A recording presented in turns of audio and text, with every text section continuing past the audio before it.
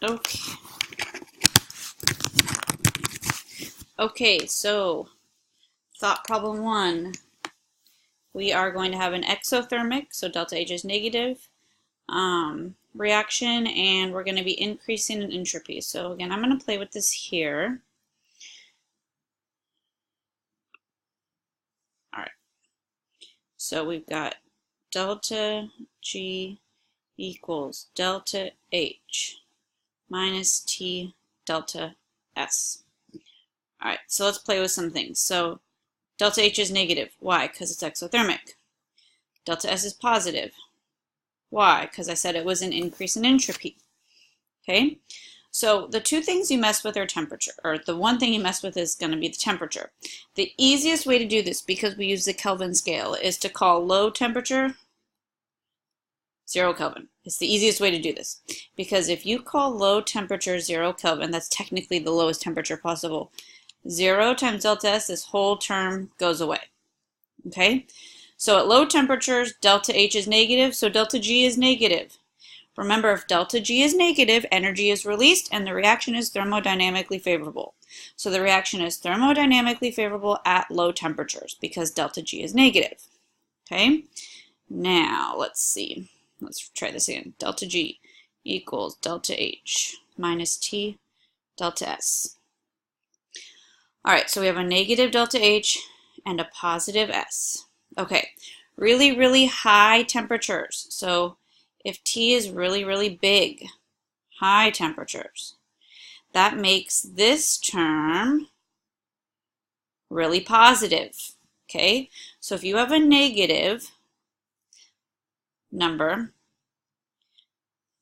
okay, and then this number gets big, so negative minus, so let's say like negative 200, okay, minus, and then this guy is like, I don't know, 500. This guy isn't going to be negative. Delta S is positive and T is big, okay? So no matter what, you're going to get a negative number. There's no way around it. This situation with exothermic and increase in entropy gives you a negative delta G no matter what the temperature is, whether it's low or high. So like a big T here makes this term really big. This term being really big minus a negative number is another negative number. So this set of conditions is always thermodynamically favorable, with delta H being exothermic and increasing in entropy. In fact, this is as good as it gets if you want a reaction to happen. Having it be exothermic and an increase in entropy is as good as it can get for a reaction. Okay? So, next situation. Endothermic. Remember, endothermic reactions don't tend to be favorable, but they can be.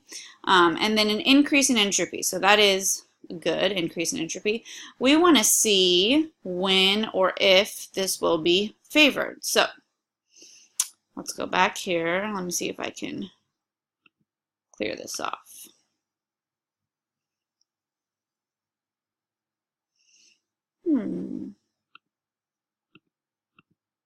Whoa.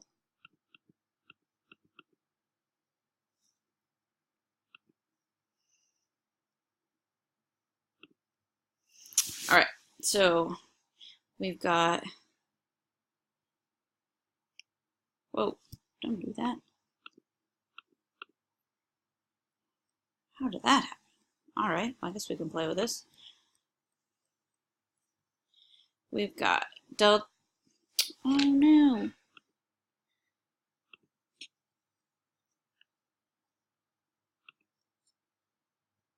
All right, so we've got delta G equals delta H minus T delta S.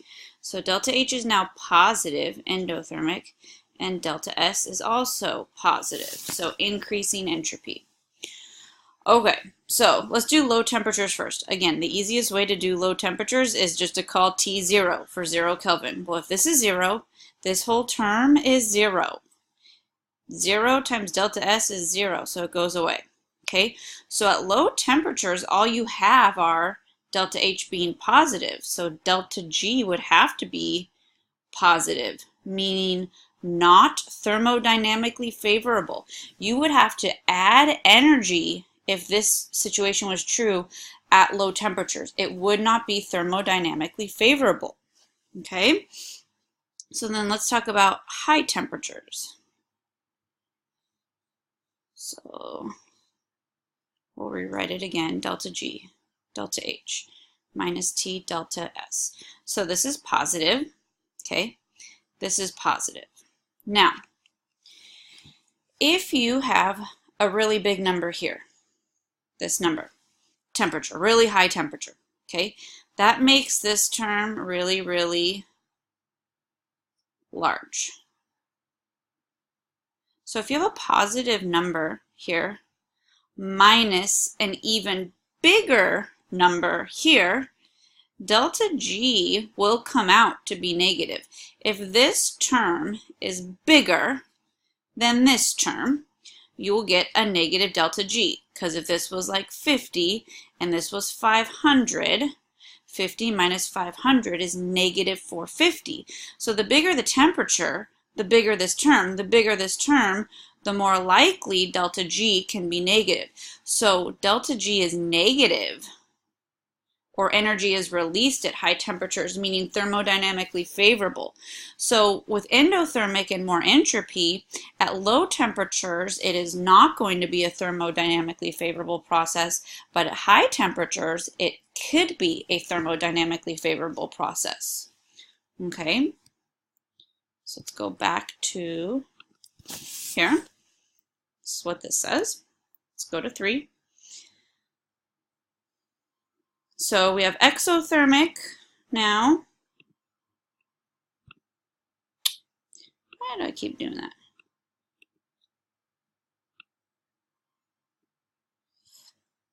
All right, we have exothermic and losing entropy, less entropy. So delta G equals delta H minus T delta S. Exothermic, negative delta H. Now, decreasing entropy. In nature, that doesn't tend to be favored, but let's see if we can have a reaction that will occur if we decrease in entropy. So, again, low temperatures. Put in 0 right here. That makes this whole term go away. At low temperatures, you have whatever delta H is.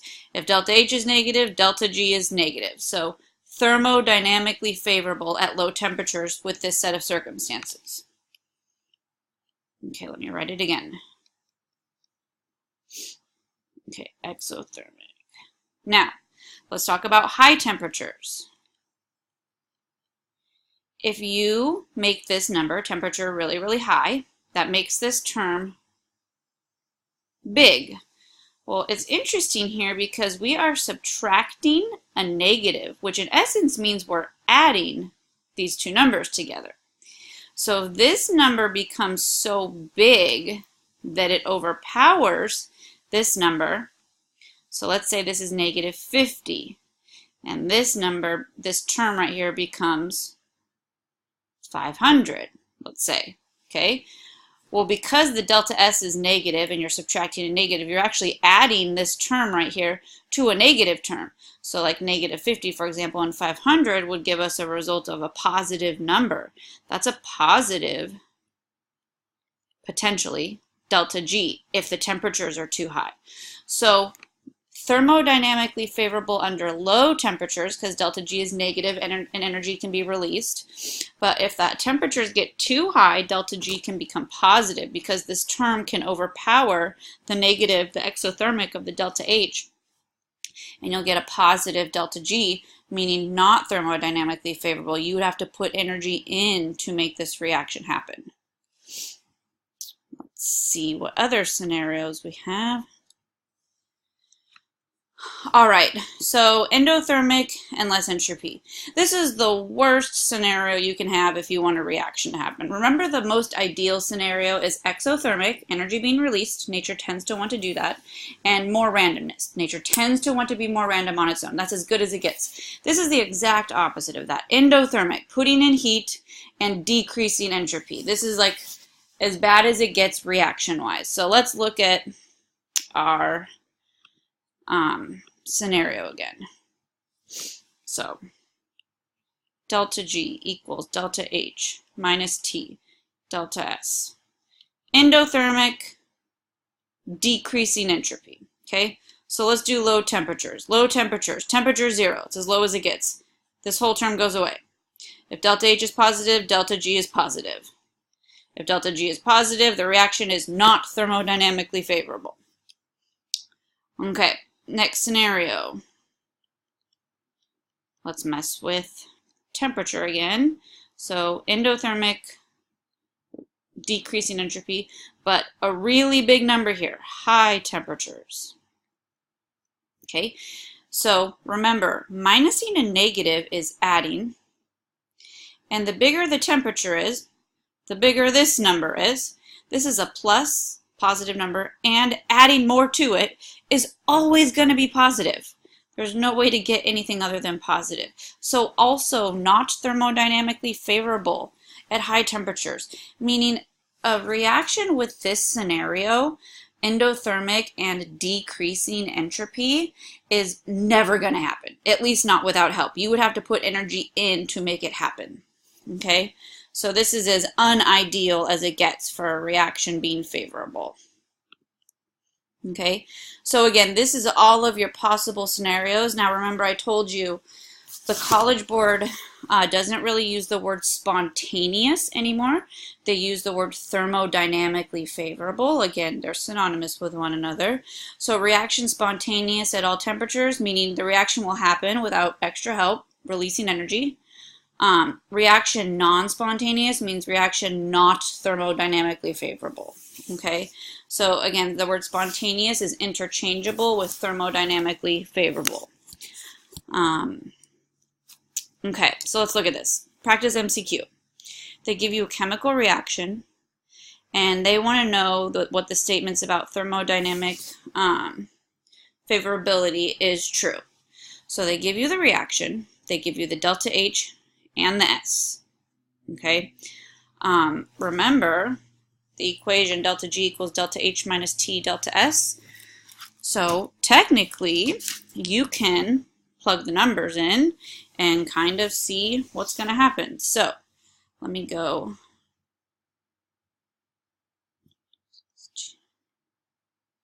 over here, sorry.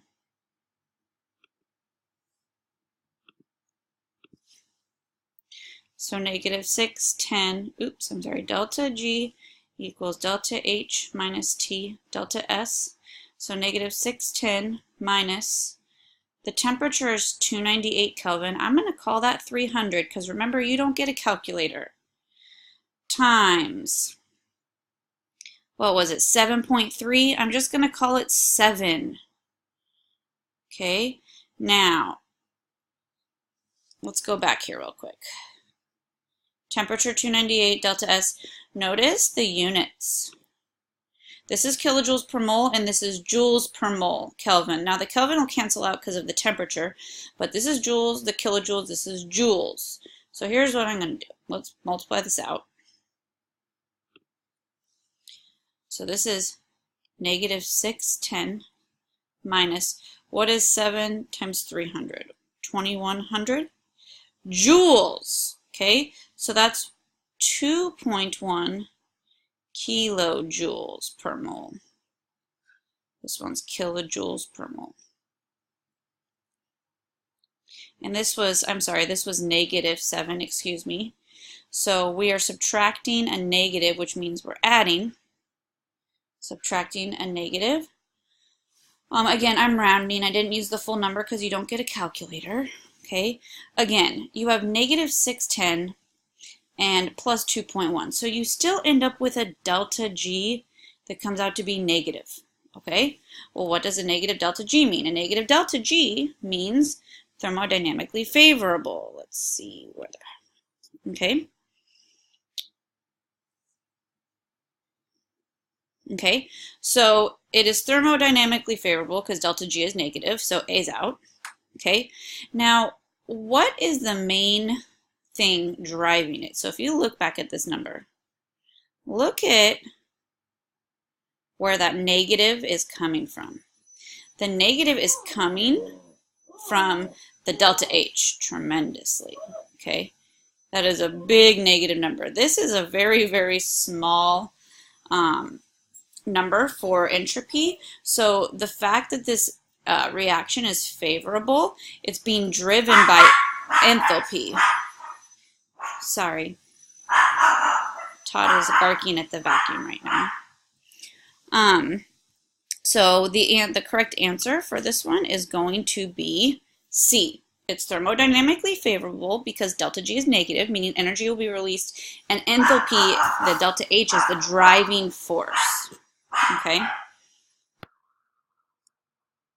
All right, so let's try this next practice multiple choice question.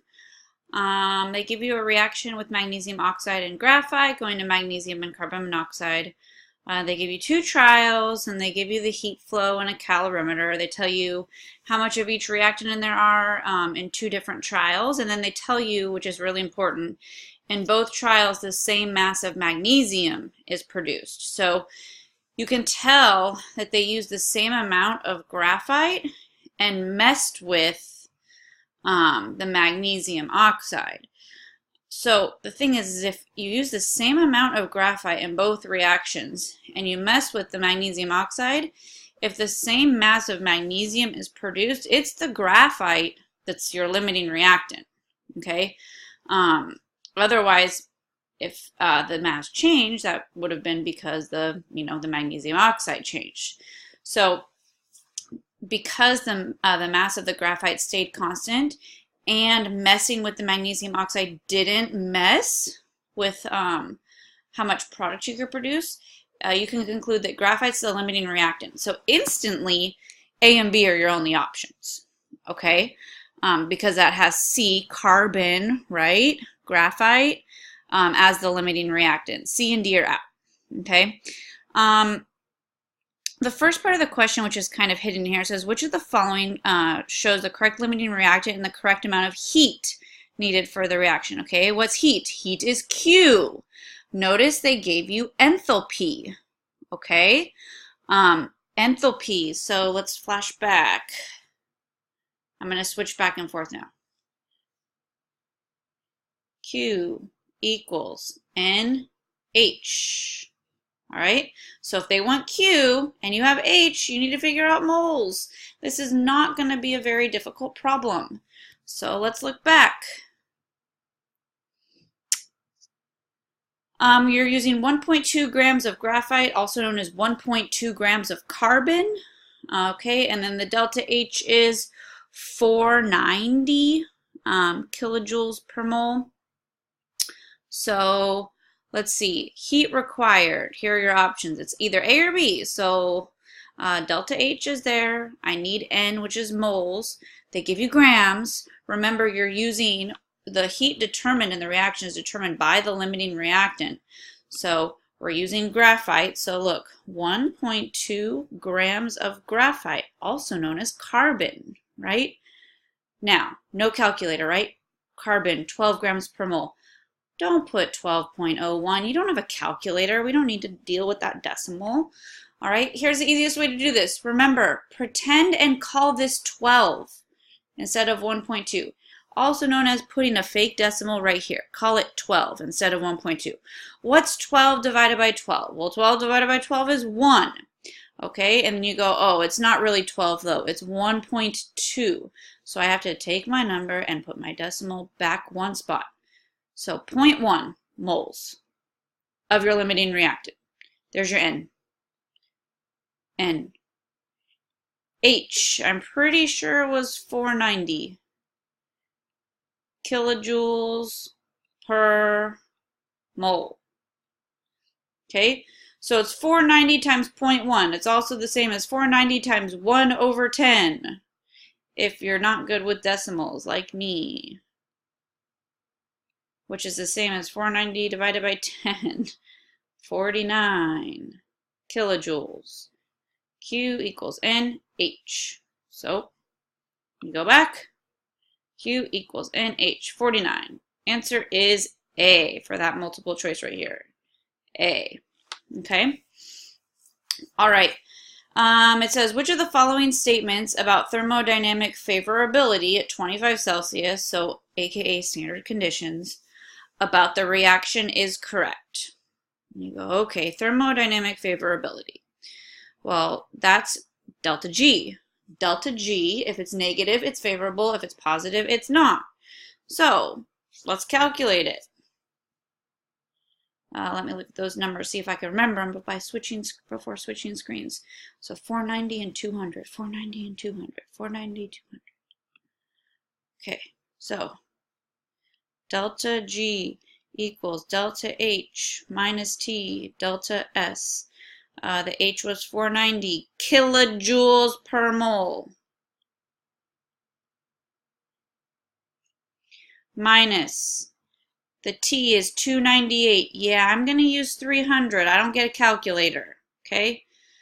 And then the delta S, I think, was 200, right? But that's in joules. Let's look back. It's 200 joules per mole. This is kilojoules. So I'm going to write that as 0.2 joules per mole Kelvin. So times 0.2 kilojoules per mole Kelvin, right? And this was Kelvin, so that's how your Kelvins cancel. This is your T delta S term, right? T delta S. Okay, so what's 300 times 0.2? Well, 300 times 2 is what? 600. So 300 times 0.2 is 60.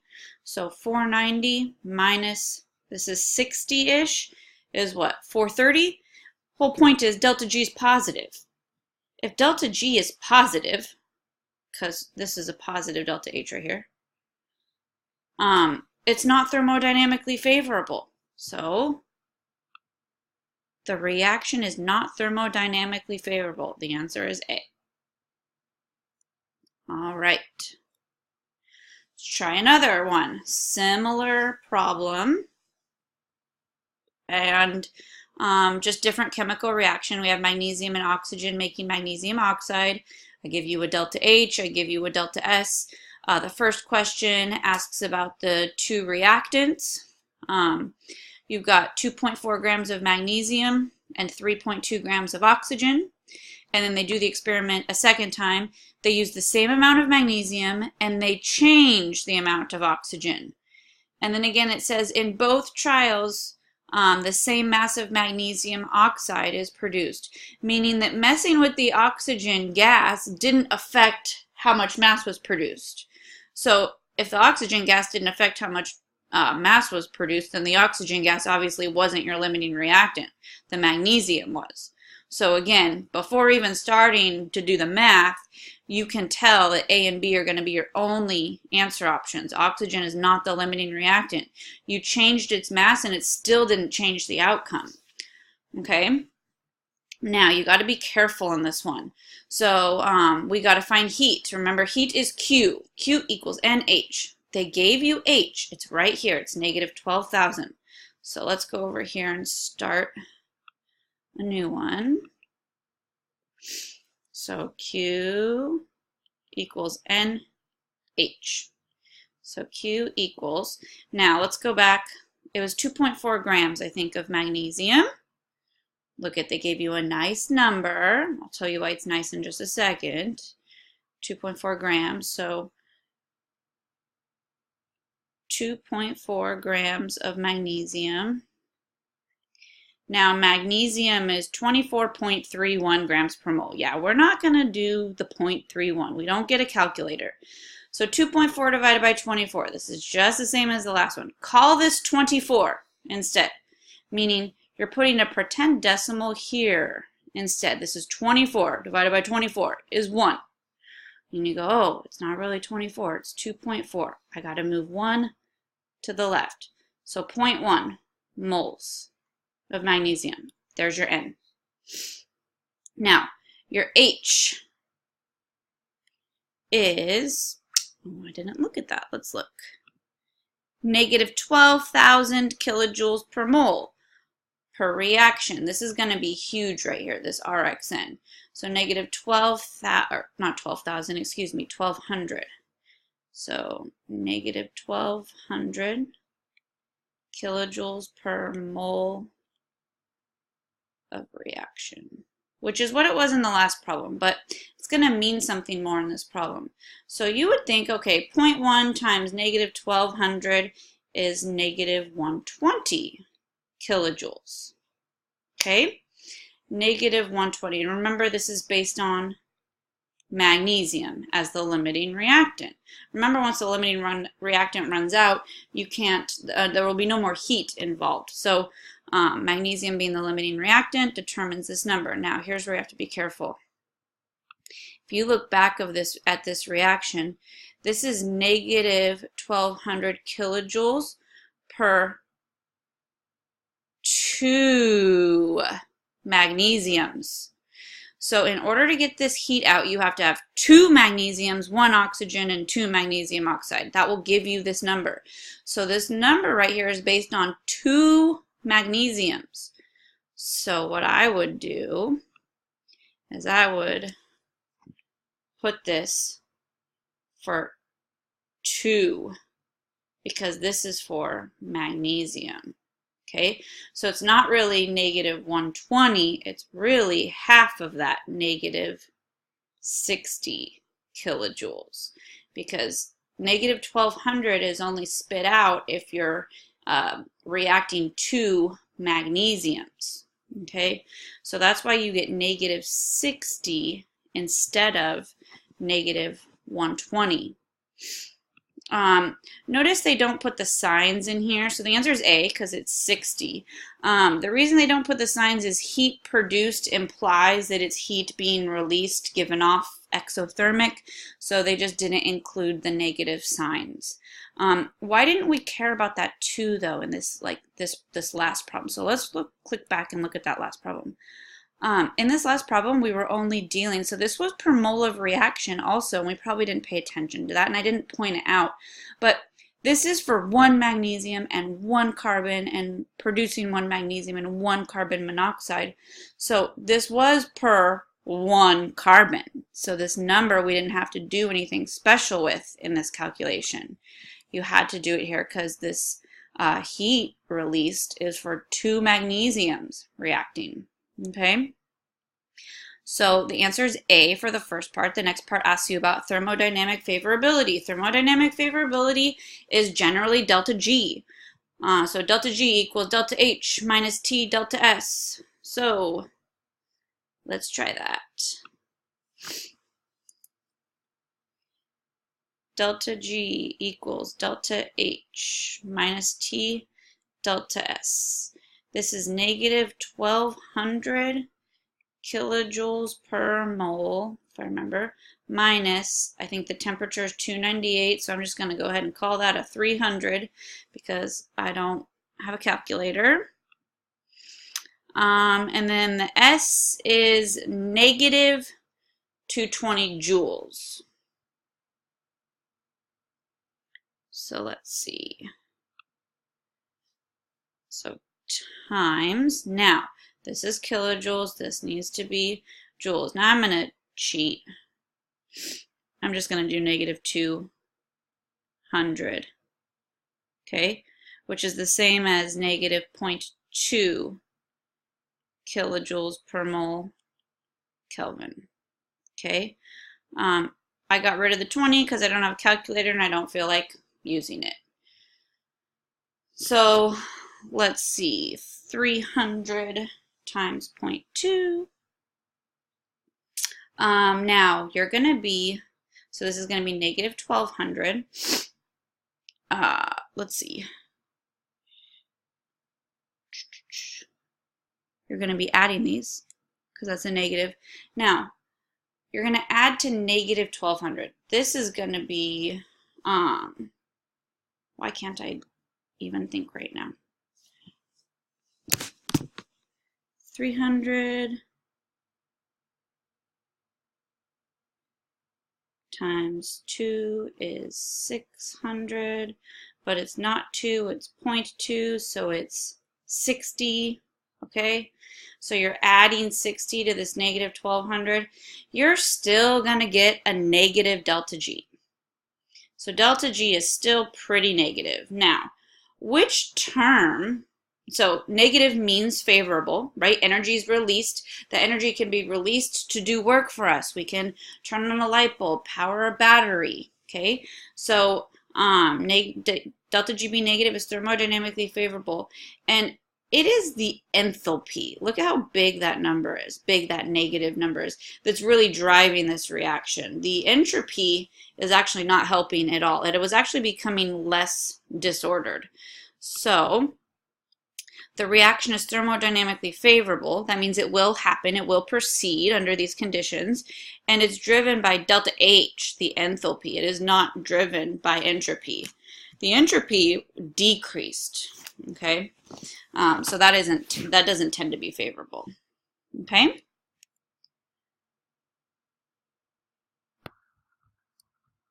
Oops, I skipped a slide. Okay, so this multiple choice question is just asking you conceptually about enthalpy and entropy. So the process of dissolution, meaning dissolving salt and water. So there's the water, there's the salt, and then you get, remember, these are called hydration shells, where the water orients itself the correct way around each ion, because water is polar and has a partial negative and partial positive in. So which of these summarizes the delta H and delta S for each part? Okay, so the first part is breaking solvent-solvent interactions, meaning moving the water molecules away from one another, okay?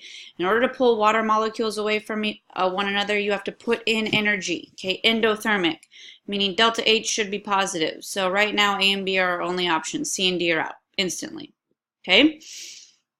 The next, also, when you move them away from each other, you have more entropy, so positive S. Okay, so again, A and B still are good answer options. Okay, this one says breaking solute-solute interactions, meaning we're trying to rip the salt apart, because the salt is our solute. In order to go in and rip the sodium away from the chlorine, you got to put energy in. Breaking requires energy, breaking anything, breaking bonds, remember? So this is breaking electrostatic forces, so endothermic, so positive, positive. A and B still are answer options for delta H. Again, if you rip ions away from each other, they become more disordered or more random, so delta S is also positive. So again, A and B. A and B haven't changed at all. Their answer options are all the same. Okay? Now, forming solute-solvent interactions. That means the dissolution process of the water molecules orienting themselves the correct way around each ion and forming these hydration shells. Remember, forming anything tends to release energy, so delta H is negative, okay?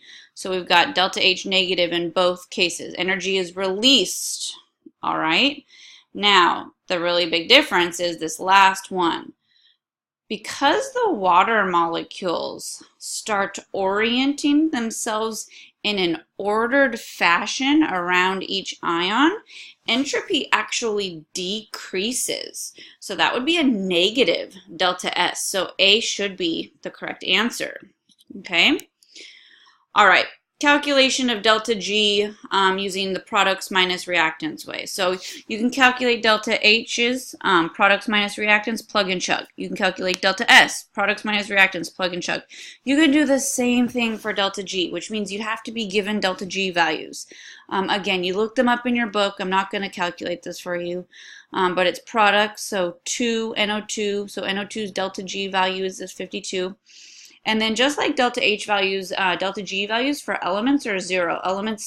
Pure elements have 0 free energy. So you see 1 times 0 for the nitrogen and 2 times 0 for the oxygen. And you get a delta G as a positive 104 kilojoules per mole. So the next question is the reaction thermodynamically favored? Well, the answer is no, because delta G is positive, meaning in order for this reaction to happen under standard conditions, you would have to add this much energy, meaning it's not favored. You'd have to put in work if you want to get this reaction to happen under these set of conditions. Okay.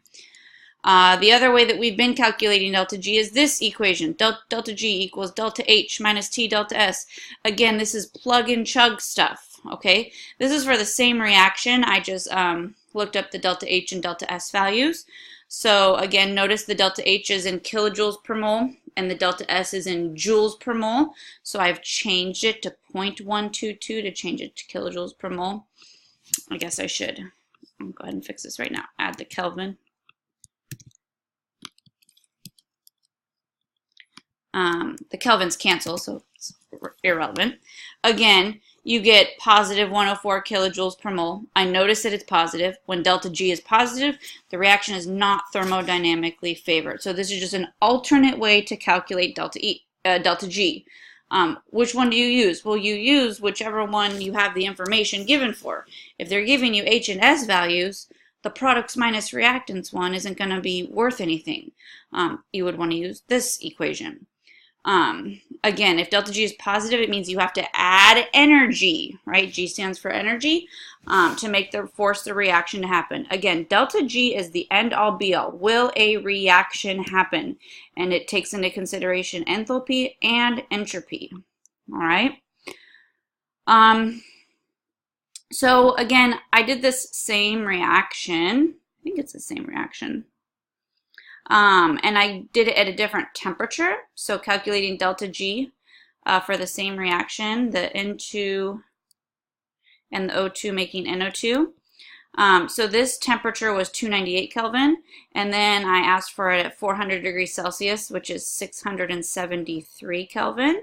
So you plug it in, same thing, and you get a delta G as 150 kilojoules per mole. So in the last problem at 25 Celsius, it was 104.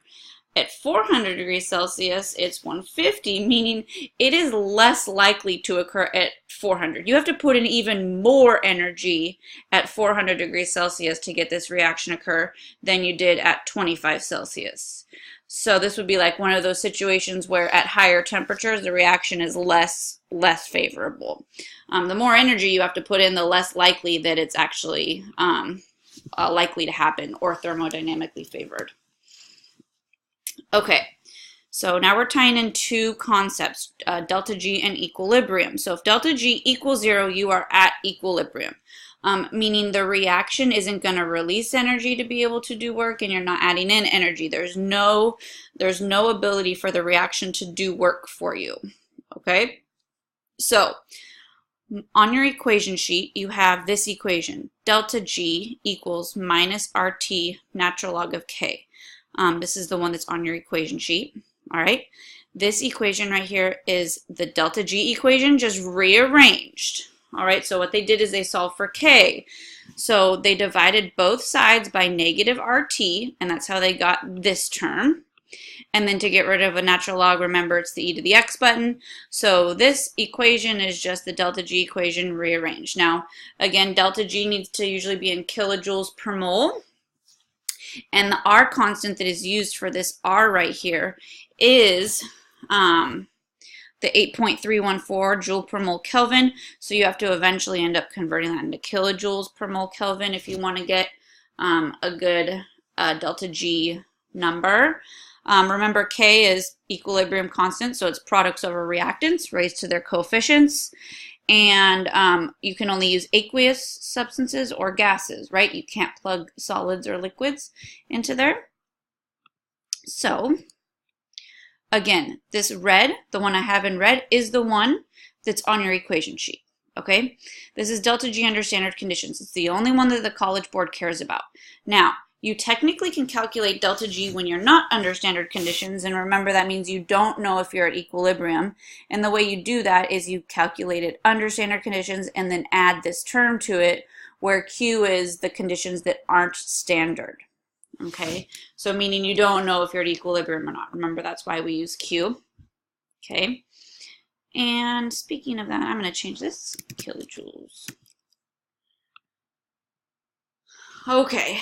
Now, the first one we're going to do is we're going to do delta G with a redox reaction. All right, we're going to tie in some other concepts.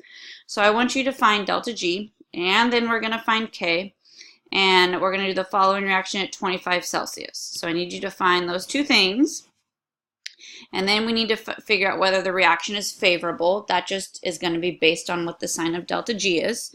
And then we can talk about which way the equilibrium lies based on the equilibrium constant. Remember, if the equilibrium constant K is large, equilibrium lies towards the products, right? A big K means a high numerator. Products are in your numerator, which means if K is really small, the equilibrium lies to the left towards the reactants, which implies a big denominator. So first thing I want to do is, this is already kind of a balanced half reaction, but I want to point out that on your equation sheet, there is another delta G equation with redox in it. Let me go over here. And it looks like this. It's delta G under standard conditions equals minus NF E. Okay, now this is free energy. This is moles of electrons. This is Faraday's constant, which we will talk about more in electrochemistry. And then this is the voltage. So just 1 second. Okay, so in working this out, I realized I'm jumping ahead. We actually can't do this problem. It's going to be in your next electrochem note, so I'm going to skip this. Let's talk about G in equilibrium conceptually. This is hopefully pretty easy to understand. Okay, we know that if delta G is negative, energy is being released. That energy can be used to do work. So if energy is being released, the reaction is favorable. It's happening. It doesn't need any help. It may not necessarily happen quickly, but it's going to happen. Okay, if a reaction is happening, it means you're making products. All right, so if delta G is negative, K is described as being greater than 1 or large, because if you're making products, remember K equals products over reactants, then you should be having a big K. Okay, that will correspond to very large positive K values. All right, if delta G is 0, reaction is at equilibrium, there's no shift of equilibrium, and K equals 1 exactly. Okay, no free energy. All right. So again, I'm going to repeat this. If delta G is negative, aka products minus reactants gives you a negative number. Okay, it means the reaction will occur. All right, you will be making products, aka you will be shifting towards products. If you're making products, products get big, reactants get small, and K is greater than 1 or K is large. Energy is released and the reaction will occur. What's cool about if the energy being released is we can use it to do stuff with, to do work. All right? Which means the reverse of this is true. If delta G is positive, okay, also known as greater than 0. So remember, delta G can be products minus reactants, or it could be delta H minus T delta S, but right now this slide is focusing on products minus reactants. If delta G is products minus reactants and it's positive, it means the reaction's not happening. All right, meaning there's no energy. You have to put energy in to make the reaction happen. If the reaction's not happening, what you have is reactants just sitting there unreacted because the reaction's not happening. So if the reaction's not happening, it's because you have too many products. So the equilibrium is shifting to the left towards reactants, keeping reactants there, making K small. Reaction is considered endergonic. Again, not happening without any input of work. You would have to force the reaction to happen for whatever reason. Okay, now this is mathematically because there's the equation that delta G equals minus RT natural log of K, and this is just telling you if K is big, what the natural log of K is, because it affects the outcome of G. But really the whole point is that RT, known as thermal energy value, if you take the R constant, the 8.314, and the T, assuming the temperature standard at 298, you get this 2.4 kilojoules per mole. That's kind of like your 0. 2.4 in the grand scheme of things is approximately 0. So we don't use 2.4 as our cutoff for delta G, we just use 0, okay? So again, the whole point of this is that if delta G is negative, the reaction is happening. If a reaction is happening, you're making products. If you're making products, equilibrium favors the products. So K will be large. Again, if you are at equilibrium, delta G is 0, K is 1, then there's no favor of products or products, excuse me, there's no favoritism of reactants or products. And then if delta G is positive, it means that reaction is not happening. It's not thermodynamically favorable, meaning you have to put in energy to make it happen. Well, if a reaction is not happening, it's because you have too many reactants. The reactants are just sitting there in great abundance, not turning into products. If they were turning into products, the reaction would be happening. But when delta G is positive, it's not. So you have way more reactants than you do products. That makes K small. Okay?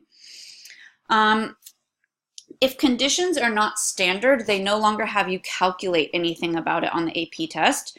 So I'm going to talk about it conceptually. Let's refresh that standard conditions are 1 atmosphere, 25 Celsius, and something that will be new for this this chapter and the next chapter is standard concentration of solutions is 1 molar. Okay, again, delta G is the tendency for a reaction to go to completion. If it's negative, a reaction is occurring. If it's positive, a reaction is not likely to occur. And then this equation right here is what they used to use to calculate delta G if the conditions weren't standard. Again, it's no longer on your equation sheet, so you don't have to do calculations with it, but I do need you to understand that sometimes a reaction may or may not happen under standard conditions. However, if you you messed with the conditions and had non-standard conditions, like maybe you're not at 25 Celsius anymore, or maybe you change the pressure to like greater or lower than 1 atmosphere, or you change your concentration of your solutions. They're no longer 1 molar. Maybe they're 5 molar, maybe they're 0.2 molar. That you can actually cause a reaction to occur outside of standard conditions that wouldn't have normally occurred. Again, you don't need to do any calculations with it, but you have to understand that just because it doesn't happen under standard conditions doesn't mean you can't change the conditions and then make a once non-favorable reaction turn favorable. Okay. So we're going to do this calculation of delta G, and we're going to predict which way the equilibrium will shift after we calculate delta G. Now, to predict equilibrium, we have to know delta G. So first things first is, okay, so we're going to do this calculation. Now, this calculation does involve the delta G equation under non-standard conditions, this one. No, you don't have to do it on the AP test, but I'm just going to show you an example with the math, okay? So, they ask you to predict which way the equilibrium will shift, meaning you have to compare the delta G's, the delta G under non-standard conditions and the delta G under standard conditions. So if you look at this, the pressures of nitrogen and hydrogen and ammonia are what are not standard. Remember, 1 atmosphere is standard. It looks like the hydrogen is 3 and the ammonia is 0.5. So that is not standard. So that's what makes this a not standard condition calculation. And then they gave you the delta H and the delta S. So the way that we're going to calculate delta G under standard conditions first is the equation with H and S in it, because that is the info that was given in the problem. So let's calculate standard delta G first. Delta G equals delta H minus T delta S. Again, we're doing standard conditions, so delta G equals, delta H is negative 92.38 minus 298 Kelvin T, and then delta S. Now, the delta S, remember, is in joules per mole Kelvin, so I'm going to rewrite it in kilojoules, 0.1983 kilojoules per mole Kelvin. Here's your Kelvin. Sorry, this was kilojoules per mole. Okay, Kelvin. So it's kilojoules per mole minus kilojoules per mole. And the delta G comes out to be approximately, under standard conditions, negative 33.3 kilojoules per mole-ish. I think it was like 0.286 or something. Okay? Now, delta G non-standard is delta G standard. Remember, you do not have to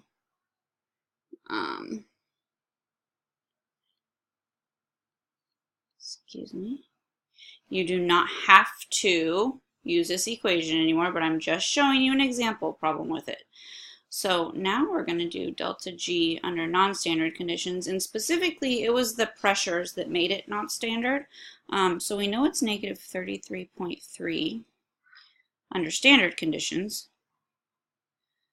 plus, okay, now the R is in joules, that's the 8.314, okay, so this is 0.008314, because this is kilojoules right here, okay, times 298, so the temperature didn't change, times natural log of Q. Well, Q is products over reactants raised to their coefficients. So if we go back, it's products, so ammonia squared, over reactants, so that'll be the nitrogen and the hydrogen cubed, and we'll plug in their respective values.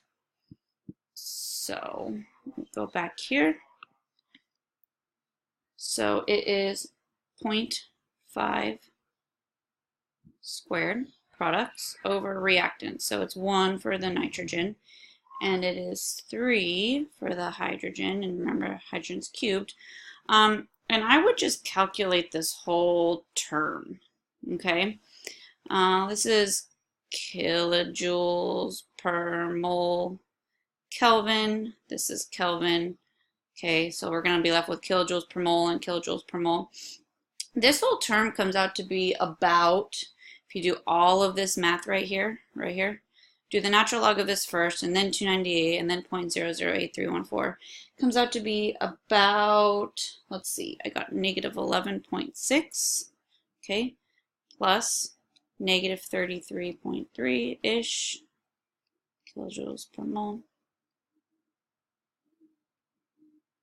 So you end up with about negative 45, I think the slide says 46, but negative 45 kilojoules per mole.